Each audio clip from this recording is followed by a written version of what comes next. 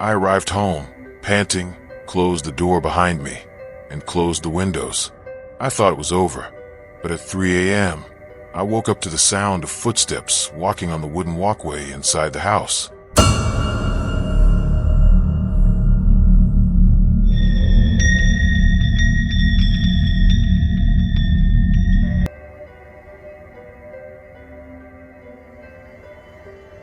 The echo of footsteps you can't see. I didn't believe in spirits or paranormal stories. I viewed everything logically, until that evening. The woods behind my house stretched endlessly, and I used to walk through them every day after work to relieve the stress of life. But that day, they seemed different, quieter than usual. No birds, no insects, no breeze. I walked into the woods with earbuds, but quickly took them off. Something about the silence made the music seem annoying and unnatural. I turned off my phone completely. No coverage, no signals. I felt a strange weight pressing on my chest. I ignored it and continued on my usual path. After 10 minutes of walking, I heard a single footstep behind me. I stopped. I looked back, but no one. I figured it was my imagination or a broken branch, and I continued walking. But the footsteps were repeated. I took a step, and I heard a footstep behind me, just as fast, just as heavy. I turned around suddenly to find the path empty. Maybe someone is playing with me, I told myself, but the sound of footsteps continued. It stopped when I stopped, and continued when I moved. I could hear it clearly. The ground was covered with dry leaves, and no one walked silently over them. My heart began to beat rapidly. "Who's there?" I shouted at the top of my lungs. No one answered. I turned again, but this time I saw something. There was the shadow of a person standing behind a distant tree. I couldn't make out his features. Just a tall, motionless shadow. I froze. Moments later, the shadow disappeared. It was as if the ground had swallowed it. My limbs trembled, and I decided to turn around immediately. But as I turned around, I heard the footsteps again, closer this time. They weren't behind me, but to my left, among the trees. Heavy, slow, but clear footsteps. I stopped and I heard them stop. I walked and I moved. The sound of breathing began to change around me. The air no longer felt normal. I felt a cool breeze touch my neck, even though it was summer in full force. I ran, then ran. I didn't look back, but the footsteps were running with me. They weren't ahead of me, but they weren't behind me. The faster I went, the faster they got. When I reached the edge of the forest, I turned one last time, and I saw him. A tall, faceless figure, completely black, standing among the trees. No features, no movement, just standing there watching. I reached the house, panting, locked the door behind me, and closed the windows. I thought it was over, but at 3 a.m., I woke up to the sound of footsteps walking down the wooden walkway inside the house. Footsteps, then a stop. Footsteps, then a stop in front of my bedroom door. I didn't move. Under the door, there was the shadow of 2 feet standing outside. I live alone. I looked at the phone. It was still uncovered. I tried to get up, but my body wouldn't move.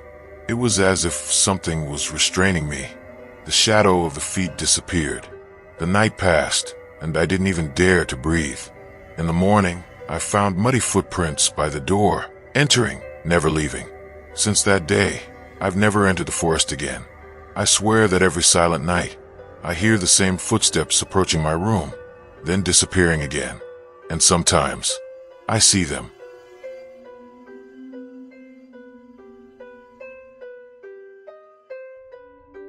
Avid hiker and nature enjoyer here. I've got a couple stories. A recent one was on a pretty popular and well-kept trail in northern Wisconsin. I visited that trail frequently in my early 20s. It had a couple loops, ranging from just over a mile to a couple reaching nearly 7 or 8 miles. One year I noticed that someone or some group began to place animal bone effigies along various trails. These bones were cleaned and bleached, like a stark white without any staining. It started with just little bones inserted into rotting trees and stumps, and then I started finding bones tied together with twine into weird symbols, hanging from trees just off trail, usually significantly above eye level. Then I started to find entire deer limbs, shoved into hollows of trees or between boulders, still bloody and raw, but strangely avoided by insects. Eventually I started finding heaps of presumably deer meat just laying on a boulder off trail, dusted with forest detritus, yet strangely uneaten by animals or bugs. I'm sure it was just someone pulling pranks, or some wannabe witchcraft stuff. It was just odd because I walked the trail several times a week, during all hours of the day from nighttime to morning or noon, rain or shine or snow, and never saw anyone hanging or arranging things like that. Another time when I was 17 or so, I was backcountry backpacking in northern Minnesota with 2 friends for a week-long trip. On the second day of our journey, shortly after we began the hike for the day, we passed a guy with a huge black wolf dog, and he stopped and chatted with us briefly. He gave me ex-Marine or law enforcement vibes, but something about him and his dog felt uneasy. The dog kept whining and looking down the trail behind them, and the guy just seemed shifty and eager to get out of there. I noticed he had a pistol holstered at his hip, which didn't bother me at all. But what bothered me is that he seemed so on edge despite the security of a firearm. He told us he noticed a single middle-aged male walking off trail that morning in a dark green raincoat and just got bad vibes from the guy. Surely enough, later that day, the 3 of us noticed a figure in a dark green raincoat quickly step off the trail while we were walking on a long straight stretch, and we happened to glance behind us. For the next 2 days we thought we kept seeing him, only behind us, and thought we kept hearing footsteps in our campground at night. We took bathroom breaks together, never went anywhere alone, and it honestly really ruined the vibes of an already rainy and muddy hike. Every night we fell asleep damp and clutching knives, bear spray and poop shovels, like we were about to go out fighting.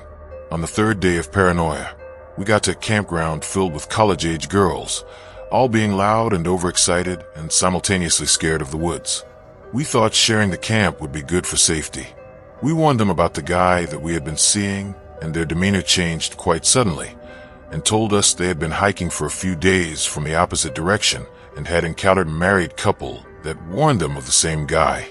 We thought it would be safe with them, but that night, we woke up to a girl shrieking, and then chaos broke out.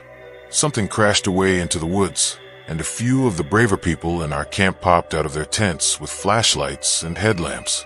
It turned out someone had tried to open one of the solo tents on the edge of the camp, and the girl inside woke up to a figure crouching half in her tent.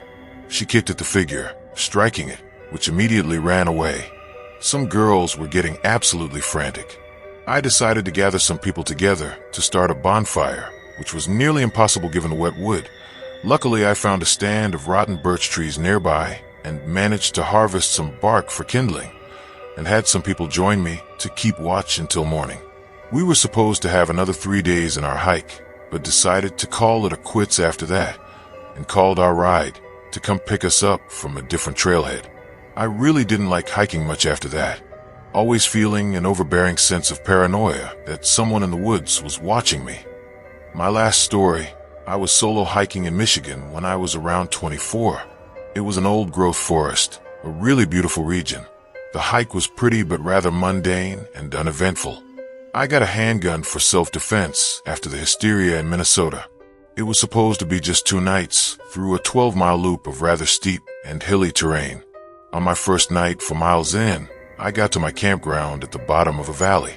It was oddly still and quiet, no wind, and extremely cold for the season. There was supposed to be a creek running through the valley, but it had been dry, so I didn't have enough water for a good dinner and ended up snacking and preserved my water for the next day. I just couldn't sleep that night. It had been the first time I was solo backpacking, and I just felt vulnerable. I was maybe 20 meters off trail. It was so still and quiet out. I could hear random animals skittering about, and the incessant whine of insects. I was laying there for what felt like hours, when suddenly I realized there was no sound at all, no animals, no insects. It was like the world had been muted. That's when I realized the ground had started to rumble, very gently. I perked up, and it sounded like there was a large group of people marching by. The familiar drum of boots on densely packed earth of a trail, but dozens upon dozens of pairs of feet. And the talking. It sounded like whispering at first, and then a cafeteria of people talking, distinct voices all saying and conversing, but not a word could be made out. I felt like I was going crazy, but I could even see my water bottle vibrating from the footsteps.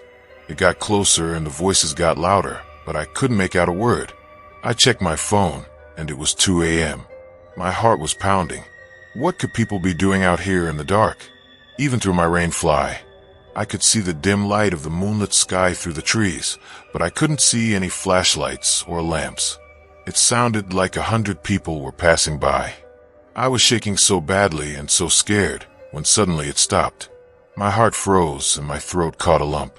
It felt like I was surrounded with 100 pairs of eyes on me. I chambered around in my pistol and took the safety off, and just lay there, not daring to move. And I waited and waited and waited. No animals, no insects, no wind. And I waited. Then something fucking exploded. It felt like my whole world erupted. A shockwave passed through my body and rocked my whole tent. I thought I had let my gun off at first, but all 15 of the rounds were still there. My ears were ringing. It sounded like a jet had passed by. With the sonic boom, there was a roaring sound that quickly traveled away too. I nearly peed myself, and feeling a surge of adrenaline needing to pee really badly, I jumped out of the tent with my 10,000 lumen fuck you flashlight and quickly swept the sparse wood surrounding my tent and quickly dropped my pants and peed right outside my tent with a pistol in one hand and my flashlight in the other. I felt so crazy. I finished up and leapt back into the tent, saw it was 4 a.m. on my phone, cried a little, and hid inside my sleeping bag again. I waited until morning and finished the rest of the 8 miles that day on zero sleep. I haven't gone solo backpacking since.